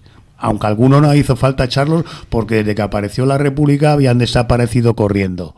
Por ejemplo, pues terroristas asesinos como Martínez Anido y algún que otro por el estilo. Entonces, eso es lo que ocurre. Y luego otros, que además son, como el Calvo Sotelo, pues muy notorio, pues obtiene acta de diputado, pero ese acta no puede venir a refrendarla porque si cruza la frontera le detienen. Entonces pide garantías para bueno, pues como es parlamentario, pues no sé qué. Pero bueno, eso ocurre. Llega el centro derecha al gobierno en 1933. Entonces lo primero que hace es decretar una ley de amnistía. Claro. Una ley de amnistía sobre todos este tipo de elementos a los que se les había condenado por las comisiones parlamentarias, tanto a los que formaron parte de la dictadura de Primo de Rivera como al rey, el propio rey y tal, pues como traidor a la patria, alta traición, que es lo que la denominación que tienen, no lesa humanidad de su... eso es lo que aparece en lo que se le impone. Y bueno, pues incluido Sanjurjo, que da un golpe en Sevilla en agosto del 32 y que tiene que huir por patas, ese que manejaba la Guardia Civil y que bueno, pues se mostró tan dúctil con la República y estas cosas y no intervino apoyando al rey, pues ese dio el primer golpe y ese iba a ser el jefe de la rebelión militar. Y qué casualidad, esto que hablamos de los aviones, qué mala suerte tienen la mayoría de los rivales de Franco. En fin, esto es lo que hace la derecha. La derecha republicana pues vuelve las tornas, vuelve otra vez a fundamentar o impedir pues que se aplique las leyes respecto al tema religioso, bloquea el tema de la educación. La educación en el bienio anterior se habían creado pues del orden de unos 10.000 colegios nuevos en todo el país. Existían las misiones pedagógicas y además se contrataron 7.000 profesores. De esos 7.000 profesores y maestros, el 70% eran mujeres. Fijaros la importancia que se le da a la mujer en la parte republicana, democrática y progresista. Porque la otra parte, pues bueno, ya sabéis lo que ocurre. Inmediatamente coloca los puestos de responsabilidad pues a Franco, a todos los golpistas posteriores. Y entonces, pues bueno, la represión que hay sobre Asturias y sobre el movimiento obrero es tremenda. Pese a que en el periodo republicano socialista también hubo elementos de represión contra los obreros muy importante. Tanto los obreros socialistas de la UGT como los anarquistas. Cuidado. Ahora que dices... No, solamente eso, que en el fondo el proyecto del gobierno de la derecha del segundo bienio, del año 33 al principio del 36, es revertir todos los procesos todas las reformas, o poner palos en las ruedas o intentar revertir todo el proceso reformista. ¿Qué sucede? Cuando el 16 de febrero del 36 se producen unas elecciones, se presenta toda la Izquierda Unida dentro del Frente Popular y se produce una victoria electoral. Entonces ya cuando la CEDA ya no les vale, ya es Renovación Española, el partido de Goicoechea, de Calvo Sotelo, tal, el que asume el mando de la conspiración político-militar de la derecha, y entonces ya optan directamente desde el mismo 17 de febrero por el golpe de Estado, puesto que no han podido frenar a través de la legalidad que ofrecía Gil Robles al mando de la CEDA, frenar el proceso reformista, ya optan por el freno a través de la violencia. Muy majos, muy majos. Decía Pepe ahora que cuando se crean los 10.000 colegios, la mayoría de los nuevos profesores y profesoras eran mujeres. Contratan 7.000. Contratan 7.000 profesores y la mayoría de los profesores son profesoras. Eso es un poco lo que nos ha estado diciendo Nieves, lo que leía del discurso de Clara Campoamor, que la mayoría de las mujeres superaban el tema del analfabetismo antes que los hombres. Porque si la mayoría de las mujeres... Y fue clarividente, o sea, claro, Clara fue clarividente, claro. Porque ella dijo, si os dais cuenta, bueno, me hace mucha gracia que en 1931 están hablando de estadísticas de finales del siglo anterior, ¿no? Que dices, Sí. ¿cómo iba el tema de la estadística, eh? Bueno, pero lo que ha cambiado con la cuestión de la informática. La estadística, yo como economista te puedo decir que la estadística es la ciencia más... manipular, más falsa, es falsa, sí, pero es falsa porque la puedes manipular todo lo que quieras. Y luego lo lista que fue, ¿no? Diciendo esto de que las mujeres superarán, a ver, con todos mis respetos, el tema de como mujeres formadas o la cuestión de la preparación, ¿no? Y cómo disminuía el índice de mujeres iletradas, ¿no? En un momento determinado, cuando recientemente hay más mujeres universitarias que hombres, creo entender, según las últimas estadísticas. Fijaros, o sea, sigue siendo actual el discurso de Clara Campoamor hasta en ese aspecto, ¿no? De que ella vio todo ese proceso, ¿no? No, es curioso, ¿no? Porque cuando lo ha dicho Pepe, es verdad, he caído yo también en ese momento, que efectivamente la inmensa mayoría de los nuevos profesores y profesoras eran mujeres. Aquí, como ya saben los oyentes y videntes del programa, aquí tenemos para nosotros nuestro icono del barrio, ¿no? Que es la maestra Justa Freire. Sí. Entonces fue una de ellas, entonces la tenemos siempre en nuestro cariño y en nuestro corazón. Vamos a ir cerrando, queridos compañeros y amigos. Y sí hay que resaltar el tema educativo. Porque, Sí. bueno, pues lo primero es que fue una prioridad de la República. Y bueno, pues una estadística. La cifra de escolarización de niños en edades comprendidas entre los 5 a los 14 años pasó del 55,8% en 1930 al 69,5% en 1935. Especialmente positivos fueron los datos referidos a la población femenina, donde se obtuvo la tasa más alta de escolarización jamás conseguida hasta entonces, con un 66,4% de niñas asistiendo a clase en 1934. Claro. Fijaos la trascendencia Ojo, que tenía. ojo al dato, ¿eh? Oye, ¿cómo hubiera sido si no hubiera ocurrido esto del franquismo? O sea, con Estaba esa pensando evolución yo. estaríamos en otro país, ¿verdad? Totalmente diferente. Tendríamos un modelo, como decimos, de Finlandia, del modelo educativo a imitar, pues a lo mejor... Y lo trágico que tuvo que ser el nosotros 30. fuimos un país Bueno, puntero. sí. Y por eso es por lo que a los españoles, cuando se tienen que exiliar, se les trata como se les trata. Tienen un miedo feroz porque la República Española pues significó un avance a nivel internacional importantísimo. Sí. Hubo pocos países donde existía el sufragio universal, Sí. o que desaparecieran las diferencias de género a nivel legislativo. Ojo, eso existió en este país. Hay que ponerlo en valor. Claro. Pero que en esa época no era una cosa los países occidentales frecuente ni de mucho los primeros menos. países en Y conseguir entonces, el voto femenino. si nosotros hubiéramos mantenido una situación en la cual nos hubiera producido la reacción tan brutal que se produjo, probablemente seríamos un país puntero, porque lo fuimos en un momento dado en términos de investigación, de educación, de cultura, en muchos casos, y evidentemente en términos políticos. En términos políticos llevábamos una bandera en la zona occidental europea muy peligrosa para países como Inglaterra, Francia y otros, pues que bueno, pues que andaban cambalacheando de un lado para otro y sobre todo manteniendo sus privilegios como antiguos imperios. No, sería también interesante el hacer un programa de esa distopía, ¿no? ¿Verdad? ¿Qué hubiera pasado? ¿Qué hubiera pasado? Hay un libro de Jesús Torbado que se llama Los Topos, Sí. que es eso, o sea, empieza Leguineche también, sí.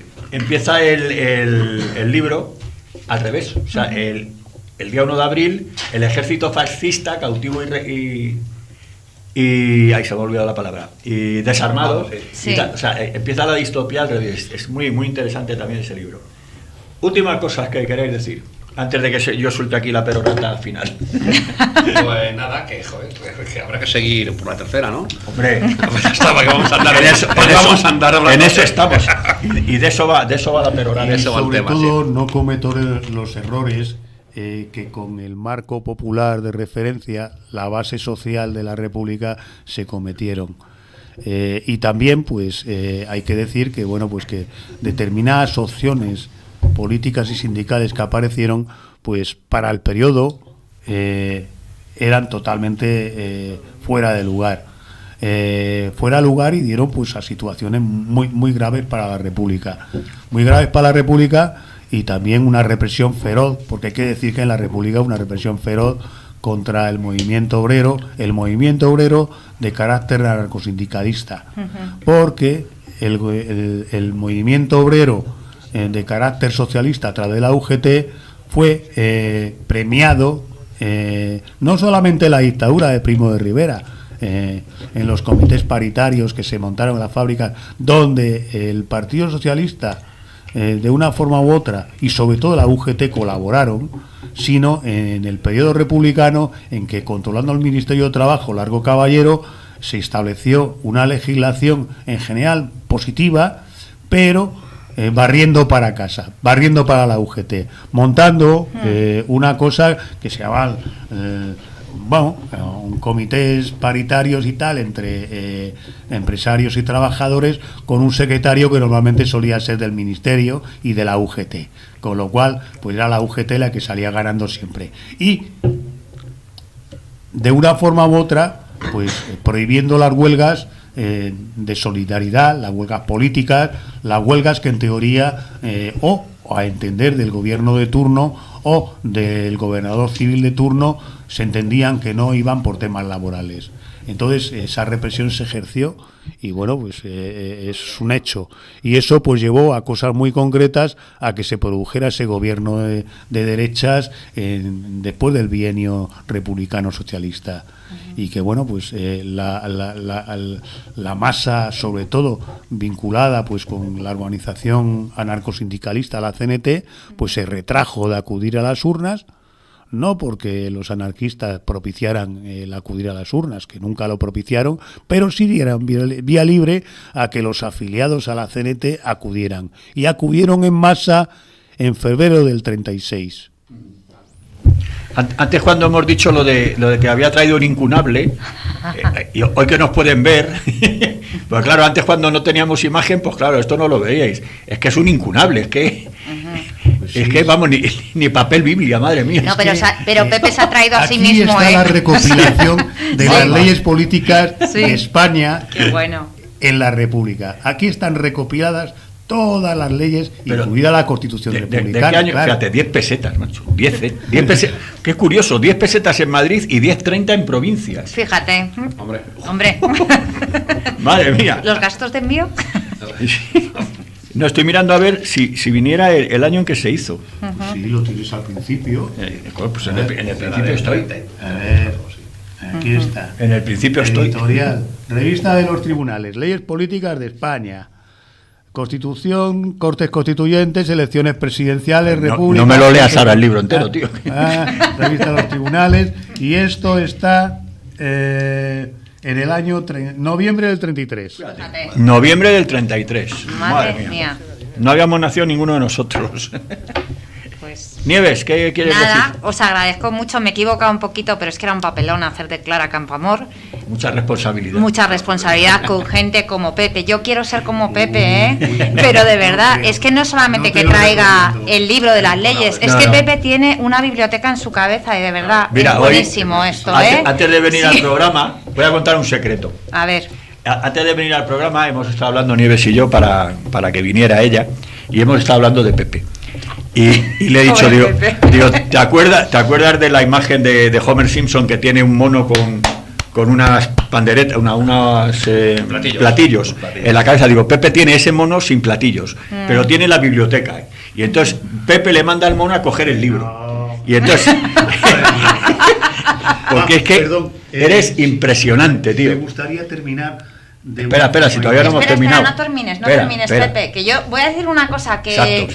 que de verdad que agradezco mucho estos espacios que generamos en las asociaciones de memoria histórica, porque gracias a eso a mí me ha servido, y espero que le sirva a mucha más gente, el hecho de recuperar esas figuras de mujeres. Claro. Me encantaría hablar algún día de Dolores Ibarruri, porque es que además voy a recomendar que os leáis Inés y la alegría, porque de Almudena Grandes, porque es una historia de mujeres, ¿vale? Mujeres la posguerra, aparecen muchas cosas, como las mujeres en las cárceles, también aparece que estas mujeres tuvieron la esperanza de que todo este gobierno franquista fuera solamente un tiempo muy pequeño, porque el momento de la República fue tan fuerte y las tenía tan vinculadas que cuando bueno, el ejército republicano vuelve a España a posteriori, atraviesa los Pirineos, la gente que está en Francia, para reconquistar, piensan que es un momento que no iba a durar tanto tiempo. Y yo me quedo con esa esperanza, porque fue un tiempo muy potente culturalmente y para las mujeres, de verdad. Con eso nos quedamos. ¿Vas a poner música? Pues puedes ponerla de fondo mientras digo yo las últimas palabras del programa. Últimas palabras, es un programa religioso. Sí, ¿verdad? últimas palabras. Iba a decir amén. A ver. Bueno, mientras buscas la música lo voy soltando yo aquí mi perorata. Luego ya decimos los últimos acontecimientos de esta semana. No nos caerá otra breva como aquella de abril de 1931. El 28 de mayo, en las próximas elecciones municipales y autonómicas, pero debería. Los partidos democráticos en contienda deberían incluir en sus programas como objetivo prioritario la constitución de una república como modelo moderno de convivencia, como un anhelo de justicia y libertad del pueblo español, llevarnos a unas Cortes Constituyentes hacia la Tercera República. Han transcurrido 45 años desde que se restauró o instauró, que fue la opción de Franco, la monarquía como forma de Estado con un rey impuesto por el dictador, no quedando sujeto a un referéndum ciudadano, como el Manifiesto de Intelectuales por la República. El precio que se pagó en el proceso de transición de la dictadura a la democracia fue el trágala de la monarquía. No fue ruptura democrática y se articuló una reforma pactada bajo la presión ejercida por el ejército surgido del golpe de Estado de 1936 contra la Segunda República.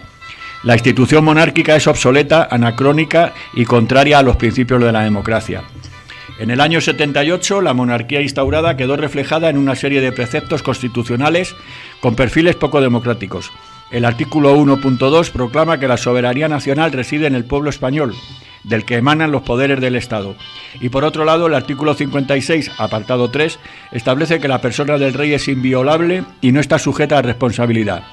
Todo es una flagrante vulneración del principio de igualdad entre todos los españoles que proclama la propia Constitución. Por sus propuestas contradicciones hay que procurar cambiarla. Hoy os tenemos que dar otra noticia también. Hoy hemos alcanzado los 13.000 seguidores en nuestra cuenta de Twitter, número redondo, con lo cual la asociación sigue creciendo, y lo cual me enorgullezco de ella como presidente y coordinador que soy. El próximo programa lo vamos a dedicar a la juventud. El próximo programa, el día 19, va a venir Carlos Díez, que también es miembro de la asociación, es profesor del Colegio Lourdes, y va a venir con los chicos, con los chavales del Colegio Lourdes, lo van a hacer ellos, Van a hablar de un próximo viaje que van a hacer, y al que voy a asistir yo también, hacia Mauthausen, Gusen y Dachau.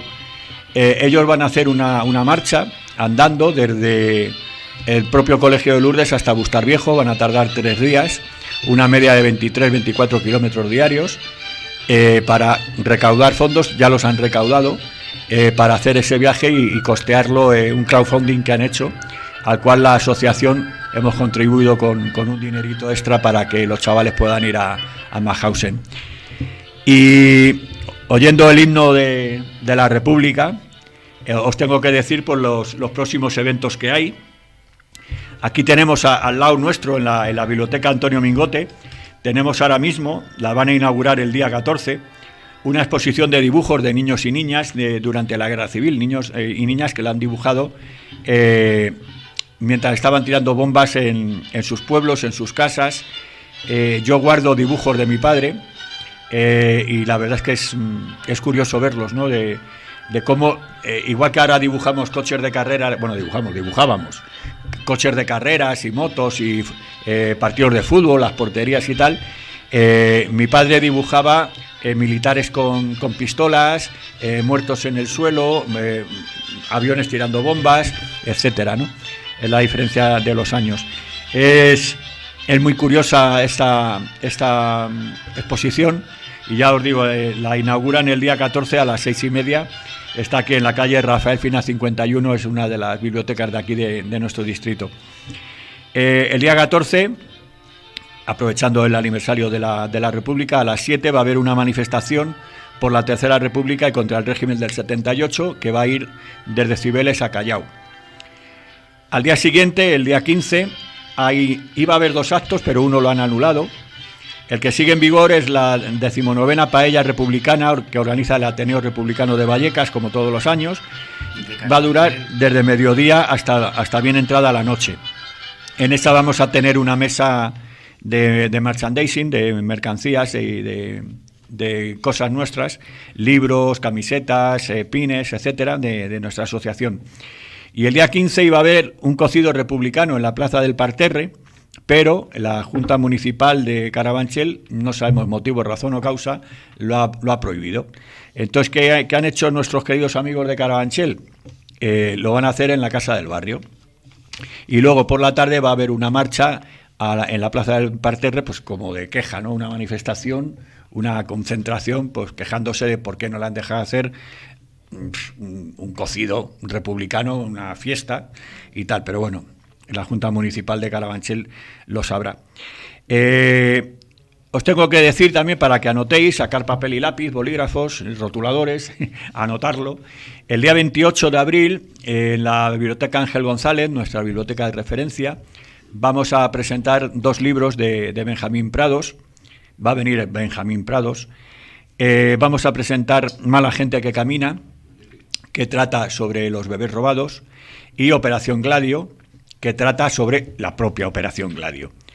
Los que no sabéis lo que es la Operación Gladio, intentaremos también hacer un programa sobre ella. Es un contubernio que hubo de Estados Unidos en contra de Rusia, y a través del fascismo empezar a matar a toda la gente que disintiera de seguir a Estados Unidos. Entonces, eso es muy grosso, ¿no? Muy grosso modo. No quiero desvelar el programa de la Operación Gladio. El día 28 estáis invitados ahí a la Biblioteca Ángel González. Eres una caja de sorpresas, tío. y de música, una caja de música. Y la última noticia que me he enterado esta tarde cuando veníamos para acá, lo comentaba en el coche con Arturo, nuestros queridísimos amigos del PSOE y del PP han unido sus votos para mantener el busto de Manuel Fraga Iribarne en el Senado. Hay que recordar que este buen hombre, Manuel Fraga Iribarne, es el responsable, entre otros muchos, de la matanza del 3 de marzo, por ejemplo, ¿no? Yo creo que el mantener este busto en el Senado va en contra de la propia nueva ley de memoria democrática, ¿no? Yo creo que habría que darle una vuelta a estos señores del PSOE y del PP, porque si hacen una ley, el PSOE, y ellos mismos la incumplen, pues ¿para qué la habéis hecho, Eso no? se llama prevaricación. Totalmente. Así que, amigos, amigas, que nos estáis viendo y escuchando, hasta el próximo día 19 y os dejamos con la música de Pepe. Uy, Bueno, Uy, no. mira que me he metido Que- en la no. mano. que nos va a poner una de la Pantoja, verás. Ay, Ponnos la de Voy a Shakira. voy a poner esta que os va a gustar. A los fachas, ¿no? Pero que no te van a ver.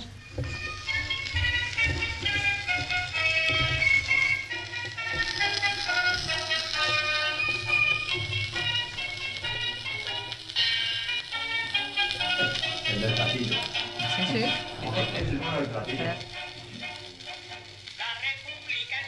Ay, que me encanta.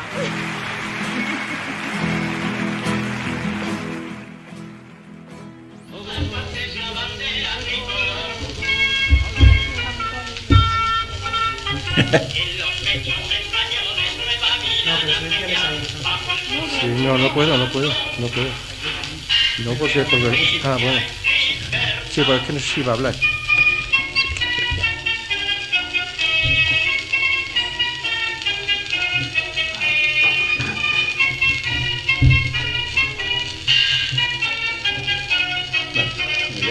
Chimpún. Queridos amigos y amigas, hasta el próximo miércoles. Salud y memoria. salud, memoria y república.